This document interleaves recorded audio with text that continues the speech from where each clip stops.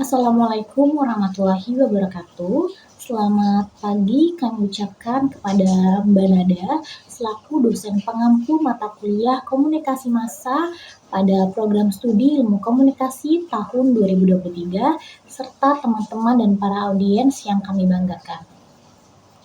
Tak lupa juga kami ucapkan syukur alhamdulillah kepada Tuhan Yang Maha Esa karena rahmat-Nya kita semua masih dapat mempelajari mata kuliah ini yaitu komunikasi massa dengan keadaan sehat walafiat. Pada kesempatan kali ini izinkan saya dan kelompok saya mempresentasikan hasil pembuatan book chapter kami yang dengan judul situs website BBC News sebagai media konvergensi. Sebelum melanjutkan kepada pembahasan, alangkah baiknya saya dan teman-teman saya memperkenalkan terlebih dahulu. Sebelum itu, perkenalkan saya Hanasasi Martina dari kelas B. Perkenalkan, nama saya Najwa Nurutfia Fatehah dari kelas B. Perkenalkan, nama saya Divya Noval dari kelas B. Perkenalkan, nama saya Igiri Krishna Valentino dari kelompok 8. Baik, perkenalkan nama saya Akmal Altafikar Sadiman dari kelas B. Perkenalkan, nama saya Ludovicus Devianto Bajiko dari Universitas Sari Mutiara Indonesia. Saat ini lagi pertukaran mahasiswa di Universitas Negeri Jakarta. British Broadcasting Corporation atau biasa disingkat BBC adalah salah satu perusahaan media pionir di Inggris dalam bidang konvergensi media. British Broadcasting Company atau BBC juga merupakan salah satu dari 4 perintis perusahaan media Inggris di bidang konvergensi media. Simon Cottle dan Mark Aston menggunakan perubahan di BBC sejak tahun 1990-an dan seterusnya. Manajemen BBC melihat perkembangan teknologi media sebagai peluang untuk memimpin pasar dan mentransformasikan media, terutama dalam menghadapi pesaing besar seperti CNN dan Sky. Sejarah BBC. BBC merupakan lembaga penyiaran umum yang beroperasi di Britania Raya yang didirikan pada tanggal 19 Oktober 1922. Saat itu namanya masih British Broadcasting Company, kemudian berubah nama ke BBC Corporation yang kita ketahui saat ini di tahun 1927. Ternyata ada tokoh ternama di balik kelahiran BBC ini, ialah Marconi, yang merupakan tokoh kunci dalam perkembangan teknologi radio. BBC melakukan penyiaran pertamanya diawali dari radio lokal. Beberapa stasiun lokal dilibatkan yang tersebar ke berbagai daerah di Inggris seperti Manchester, Birmingham, Newcastle, Glasgow, Cardiff, Aberdeen, Bournemouth, dan Belfast. Kemudian berkembang luas pada tahun 1929 yang beralih dari sistem lokal ke sistem regional. Di antaranya ada 6 layanan regional seperti London dan wilayah Tenggara, Birmingham dan Midlands, wilayah utara, Inggris, Skotlandia, dan Wales. Selanjutnya ada sejarah awal mula pertelevisian dan BBC News Online. Nah, awal mula televisi mulai digunakan dalam penyiaran BBC berawal dari siaran percobaan televisi itu sendiri dengan salah satu insinyur dan juga menjadi sosok penting dalam perkembangan pertelevisian BBC. Ialah John Logie Baird. BBC dan Baird bekerja sama dengan melakukan siaran televisi eksperimental pada tahun 1932. Berkat kontribusinya tersebut, BBC pada tahun 1936 menjadi layanan penyiar pertama yang menyediakan layanan televisi resolusi tinggi di dunia. Layanan berskala internasional, BBC World Service Television News, ini dimulai pada 11 Maret 1991. Diluncurkan dari Eropa, kemudian berkembang ke Asia dan Timur Tenggara, BBC News Indonesia menjadi salah satu cabang dari layanan World Service tersebut. Selama perkembangan televisi dan radio, BBC telah menciptakan banyak kemajuan melalui berbagai program penyiaran. Kemudian sekitar tahun 1990-an muncullah internet, sehingga BBC melakukan riset dan penyesuaian yang dilakukan untuk pemanfaatan internet tersebut. Nah, akhirnya berhasil pada tahun 1997, yang muncullah halaman website bbc.co.uk yang bersamaan dengan hadirnya BBC News Online. BBC News Online terus mengalami perkembangan di era internet tersebut. Secara garis besar, BBC News Online terus mengikuti perkembangan teknologi yang semakin canggih, hingga BBC News Online ini hadir dalam sebagai aplikasi berita di telepon genggam dan sejenisnya. Perubahan ini membawa BBC ke jalur baru dan memungkinkannya semakin maju. Yang tadinya sekedar sumber berita politik menjadi platform berita yang komprehensif dan inovatif, menjadikannya salah satu destinasi utama bagi mereka yang mencari berita terpercaya dan terkini di era digital saat ini. Baik, di sini saya akan menjelaskan tentang perkembangan dari BBC News. BBC News ini, mengapa sih dia ingin memperluas webnya? Karena pada awalnya BBC News ini berambisi untuk yang pertama memastikan bahwa BBC News ini mampu melestarikan dan membangun layanan publik dalam berita untuk generasi berikutnya, dan kedua memastikan kalau BBC News ini berkembang sebagai pemain di global. Jika kalian tahu, pada Maret tahun 98 BBC News Online ini mencatat sekitar 8,17 juta tayangan di halaman, dan pada bulan Juni di tahun yang sama BBC Online menawarkan 140.000 halaman konten, tentu saja yang sekitar 61.000-nya terdiri dari konten berita.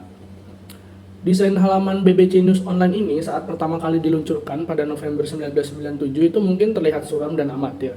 Karena dilihat dari sudut pandang masa kini, hal ini diakui oleh Bob Eggington. Situs tersebut ini dimulai dengan awal yang buruk, karena pimpinan layan tersebut mengingat bahwa anggota staf masih mengalami buruk dari tantangan yang dihadapi. Tujuan dasar dari BBC News ini adalah memperluas layanan publik mereka ke web dengan desain yang sederhana namun mudah dimengerti. Keputusan untuk melanjutkan hal ini adalah keputusan yang sangat tepat ya, yang dilakukan oleh BBC News, karena audiens yang dituju oleh mereka itu adalah anak muda generasi milenial. Dan pengguna web itu setiap bulannya meningkat 10%.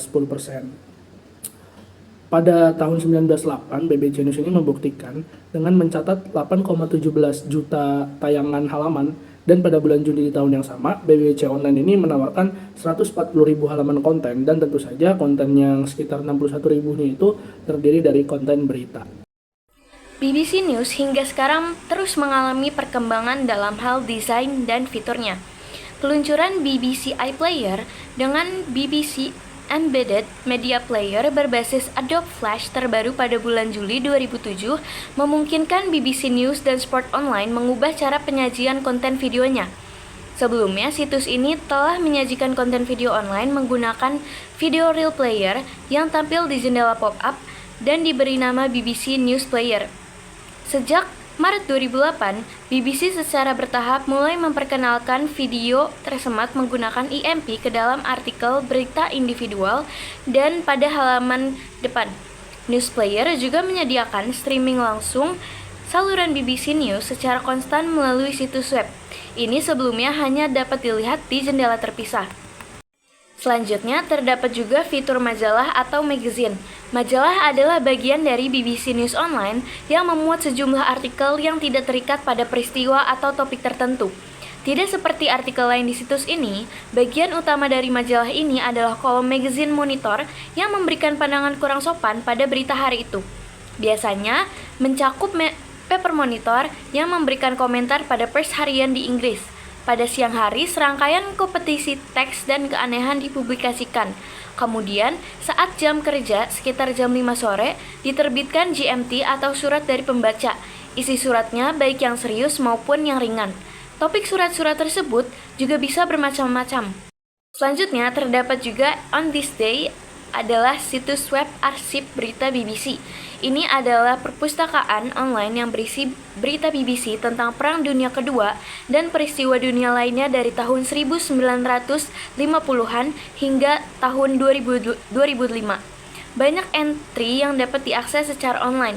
Ditambahkan setiap hari sepanjang tahun, berita-berita tersebut disusun berdasarkan tahun, tema, keterangan saksi, dan koresponden yang melaporkan cerita tersebut.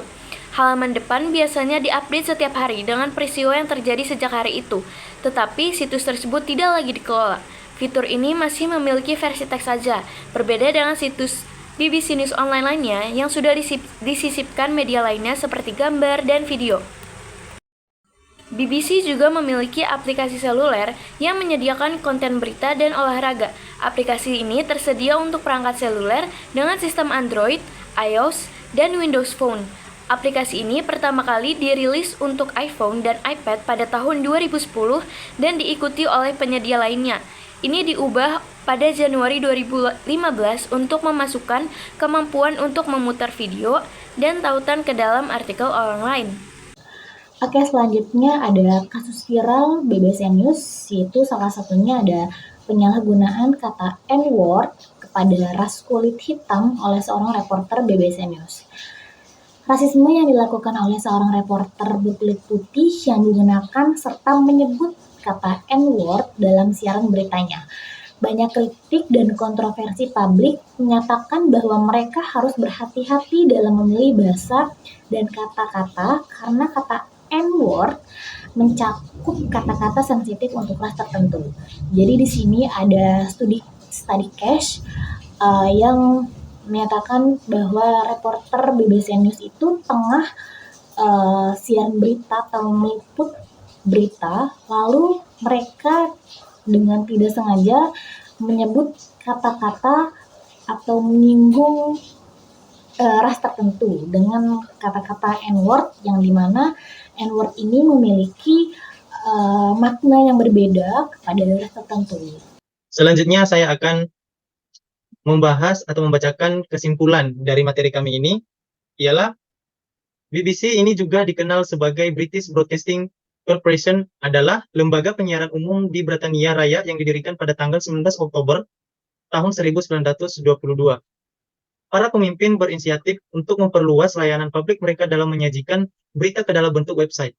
Hingga sekarang, BBC News Online ini mengalami perkembangan dalam hal desain dan fitur.